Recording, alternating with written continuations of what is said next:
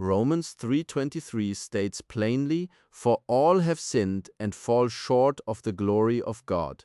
Fausto Socinus read that text with the severity of a Reformation mind and the restraint of one determined to ground belief only in Holy Scripture and sound reason. In his teaching, this verse does not support mysterious metaphysical doctrines or an inscrutable patrimony of guilt handed down without human action. Instead, Socinus took it to mean that every rational creature stands liable for personal wrongdoing and therefore stands in need of God's mercy and correction. He began from the Bible's insistence on the unity and uniqueness of God. The Shema in Deuteronomy, "Hear, O Israel, the Lord our God, the Lord is one," Deuteronomy 6:4, remains for Socinus the fundamental hinge upon which all true religion turns. God is one person, the sovereign Father of all, and any confession must keep this unity inviolable. From that point he approached Romans 3:23 not as a verse that proves ontological division within the Godhead, but as a moral diagnosis. Human beings made by the one God to reflect his moral glory universally fail to do so. To Socinus, falling short of the glory of God is ethical and relational language. The glory to which Paul points is not an incomprehensible divine essence, accessible only to angelic minds, but the moral brightness and righteous character of God revealed throughout Scripture, the God who calls Israel to holiness and who commands love of God and neighbor. As Christ quotes from the law in Matthew 22:37-40. When Paul says that all fall short, Socinus rated him as insisting that all men have offended against God's commandments by their deeds and choices, and thereby lack the righteousness that God requires. Because Socinus refused to make sin a purely metaphysical inheritance, he drew a clear line between the fact of universal sin and the notion that guilt is transferred from the first parents to every descendant. Romans 3:23, in his view, shows universal culpability only in the sense that all who exercise reason and will have sinned. It does not demonstrate that infants bear the guilt of Adam's transgression. He insisted that Scripture elsewhere affirm individual moral responsibility. God repeatedly addresses persons for their own sin and repentance, and prophets call men to turn because their own acts have estranged them from God. Justice for Socinus requires personal accountability. This understanding shaped his reading of Christ's office. Socinus denied that Jesus is a second, divine person, co-equal and consubstantial with the Father. Instead, he maintained that Jesus is the sent and inspired Son, a truly human teacher and exemplar who lived in perfect obedience to the one God. In John 17:3, Jesus speaks of knowing the only true God and the one whom he has sent. Socinus took this to mean that Christ's mission is to lead men into right knowledge and obedience to the sole God. On this basis, Romans 3:23 points to the need for the corrective work of Christ, not to satisfy an inscrutable divine transaction, but to provide instruction, example, and a means of reconciliation for those who have failed to live according to God's law. When Paul in the same epistle goes on to speak of justification by faith, Socinus read faith as trust and assent that must bear fruit in obedience, not as mere mental assent or as a mystical imputation of another's righteousness. The appeal of Romans 3:23 is thus pastoral. Recognition of moral failure opens the way to repentance and a renewed life under God's guidance.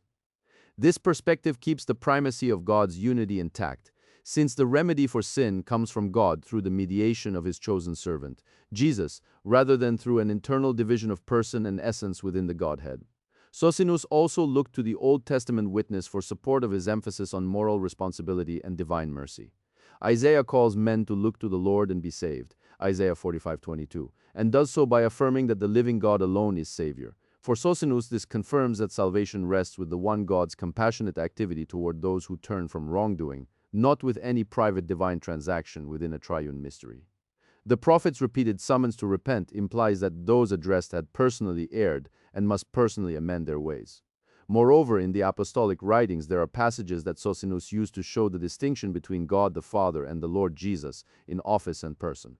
Paul's statement, "Yet for us there is one God, the Father, from whom are all things," 1 Corinthians 8-6, was read by Socinus as a biblical affirmation of monotheism that must constrain any reading of Romans 3:23. The remedy for falling short comes through the one God, who has provided in Christ a means of instruction, pardon, and renewal.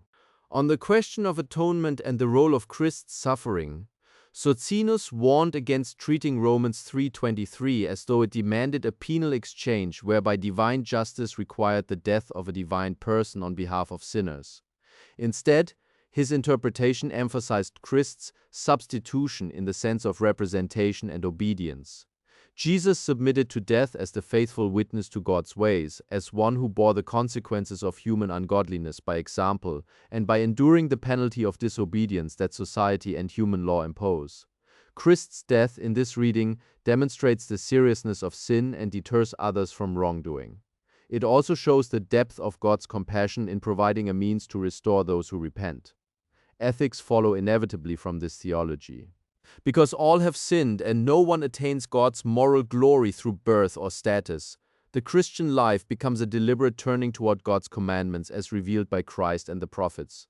Love of God and neighbor, humility, charity, and the imitation of Christ's obedient life are the evidences that one has responded rightly to the fact declared in Romans 3:23. Faith is not a private declaration of status, but a living orientation toward God's will, made visible in conduct. In this way, Socinus preserved both the seriousness of sin and the call to moral transformation. Finally, Socinus strove to harmonize reason with Scripture. He would urge his hearers to consider both the plain words of Paul and the consistent testimony of Scripture to God's unity and to human responsibility. If all have sinned, then all are invited to repent. God's justice demands moral consequence, but God's mercy supplies instruction, pardon, and help to reform. This is the hope he found in Scripture. A God who is one, who judges rightly, and who, through Christ the faithful servant, calls sinners to be restored to the moral glory for which they were made. In the light of Romans 3:23, therefore, Fausto Socinus would press two plain and interwoven claims. First, that human beings bear responsibility for their own sin and thus stand in need of God's corrective mercy. Second, that God is one and sends Christ as teacher, exemplar, and means of reconciliation, not as a co-equal divine person whose death satisfies an inner divine contention. To confess universal failure is to be driven to repentance. To confess the unity of God is to direct all worship and hope to the one Lord who alone saves those who return to Him. In closing, I want to encourage you, examine for yourself, search diligently, read the Scriptures with an open and rational mind. Socinianism does not rest on tradition or church authority, but on the conviction that God's truth is rational, clear, and morally sublime. If this perspective has resonated with you and you wish to explore the biblical Unitarian view further, visit www.socinianismus.de for in-depth articles, studies, and reflections on central theological questions. If this video has been helpful, please support this work with a like and subscribe to the channel so you never miss another contribution on the unity of God, the teaching of Jesus, and the rational interpretation of Scripture. Until the next video.